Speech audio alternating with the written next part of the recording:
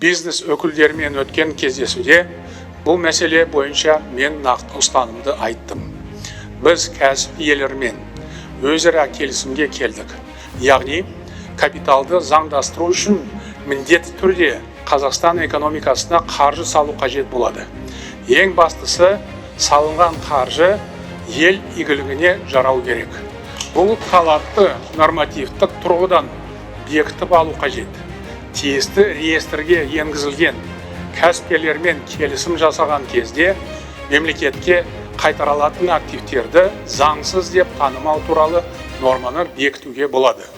Бұл шын мәнінде ірі кәсіп иелерінің мүддесіне сай келетін маңызды қадам. Бірақ кәсіпкерлерде қаржыны республикалық бюджетке аудару мәселесіне келгенде үкіметпен және бас прокуратурамен тығыз байланыста жұмыс істеуге тиіс. Бұл әр теңге үшін саудаласпай, қажетті шараның бәрін өз еркімен жасау керек деген сөз.